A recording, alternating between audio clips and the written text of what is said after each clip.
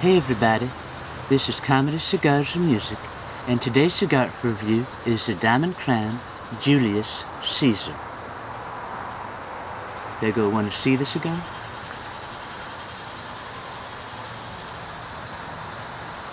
Oh, closer.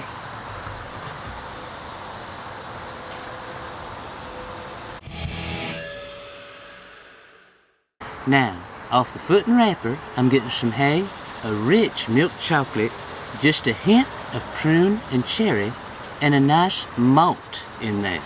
And I tell you, that reminds me of when I used to go to the malt shop and get a soda pop with my lady friend.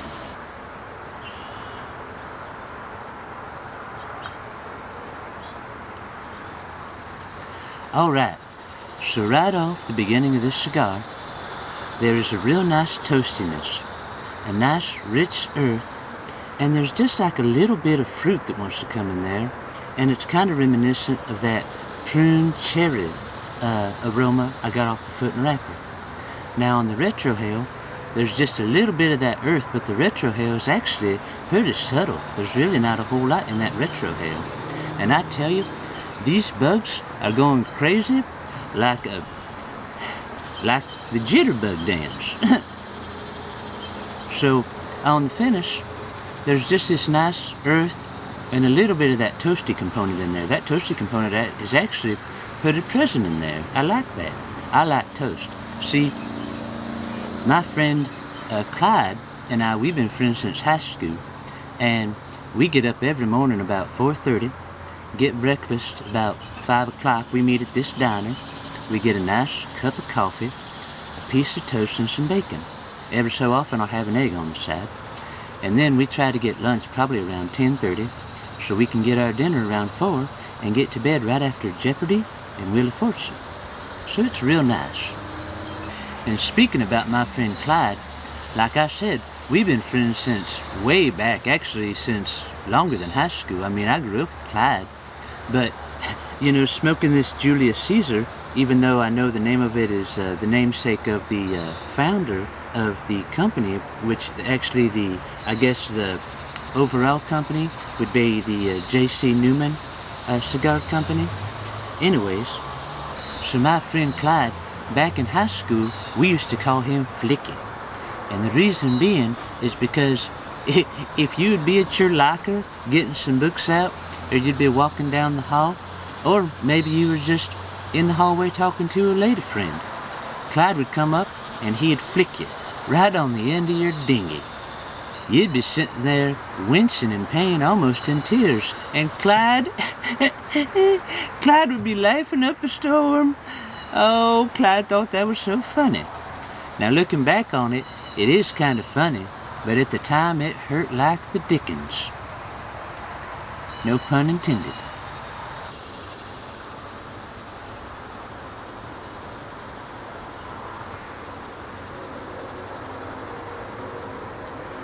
Alright, so we are well into the first third of this cigar, and I'm going to tell you right now, some of the flavors I'm getting are just a little bit of sweetness, some of that earth. There's this real subtle creaminess that's come in, and then the only way I know how to describe this flavor, and I've sat here for a spell and thought about it, the only way I know how to describe this flavor I'm getting is like a ginger ale, but of course it doesn't have that carbonation with it, because I don't believe this cigar is carbonated. But and that ginger ale, I'm going to tell you, it reminds me of this girl that I knew in college. Now this gal's name was, I forget her name, but we always called her Ginger Ale. The reason being is because she was this little red-headed gal. If she would get even just a little bit to drinking, she would jump in this canal we had by the college. And when she jumped in, she was naked as the day she was born. Now on the retrohale, I'm getting a little bit of earthiness. There's just a hint of sweetness in there. And I'm also getting that, I can't even say it now with a straight face, I'm getting some of that ginger ale here in the retrohale. That just rhymed. That's almost Shakespearean, kind of like Julius Caesar. It's really all tied together real nice. Now on the finish, that creaminess I was talking about, you know, you can feel that, but you can almost taste it. It's just real, real good. Kind of like if you have a nice whipped cream pie. Coconut's my favorite. And then there's that earthiness presence.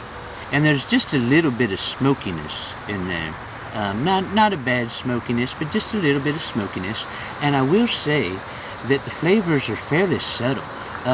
You know, they're not right in your face or anything like that.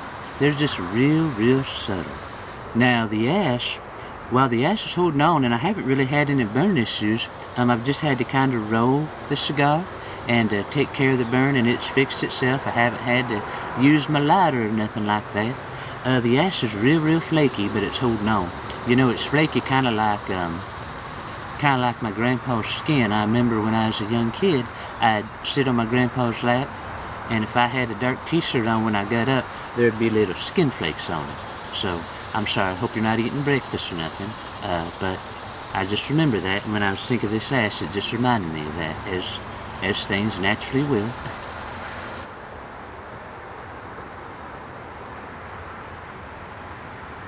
Alright, we are well into the second third of this cigar. Now, flavor-wise, there's been quite a bit happening with this cigar. There's been this nice, toasted graham cracker flavor in there, and that actually, I'm just going to tell you, that actually, as I just sit here, the longer I sit here waiting for that next draw, that graham cracker really, really develops even more on the finish. So that's pretty enjoyable. It's like a graham cracker crust almost. It's real good. Then you have some nice earthy sweetness. There's been just a little bit of that ginger ale still that I was telling you about, but there's also been this underlying note of like an unsweetened apple juice. So that's been kind of different. Definitely not bad, but different. Now on the retrohale, there's been just a little bit of smooth, sweet earthiness and some leather. And then on the finish, like I said, at the beginning of the finish, there's more of this like smooth earthiness and leather. But then that toasted graham cracker just really, really starts developing. It's really, really nice. Really nice. Now I will say, with all that being said, this is a really mild cigar.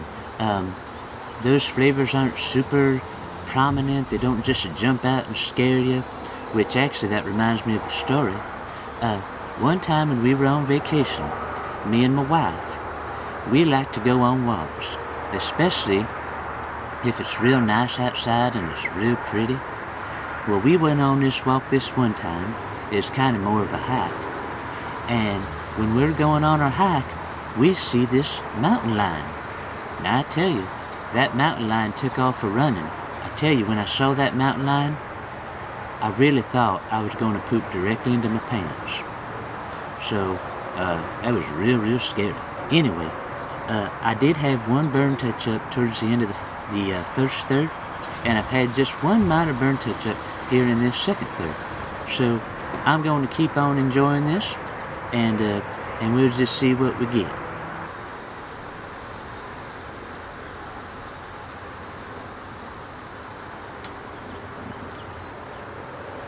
Alright, so we're getting to the end of this cigar here. Now listen.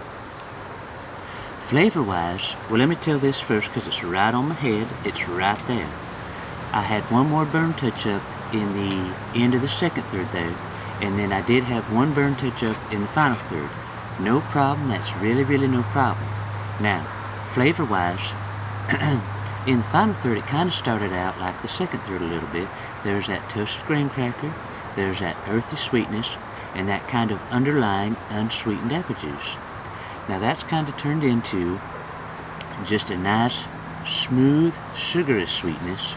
And that sugary sweetness comes in right at the beginning of the pull and then kind of goes away. Now there's also kind of this little bit of fruitiness every so often, and it's basically that unsweetened apple juice. Now, on the retrohale, the sweetness of that toasted graham cracker has kind of died off, and it just is more like a toasted pretzel. And now that I think about it, there's also a little bit of toastiness on the flavors when you start pulling it in. Just a little bit of toastiness there, kind of like toast that me and Clyde will get in the morning if we don't put no butter on it. Now, here's the other thing. on the finish, it's this nice leather.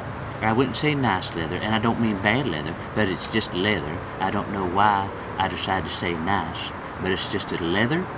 And then there's just a little bit of that unsweetened apple juice. No graham cracker. That toasted graham cracker that I was telling you about before that kind of develops on the finish, that's all but gone, okay? All right, so I gotta rate this cigar. Now, listen to me.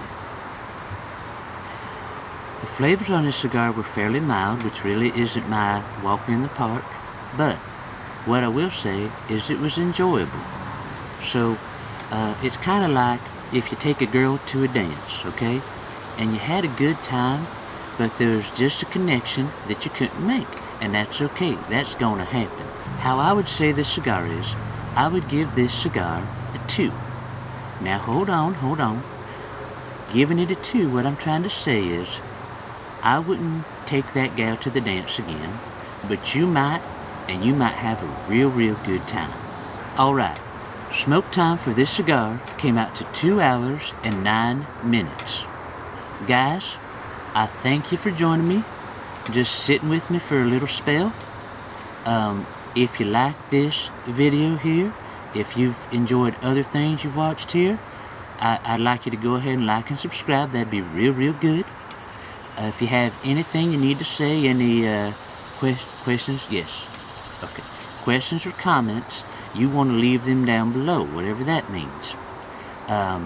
Until next time, guys, I'm going to need you to be real cool to each other, and we'll see you around.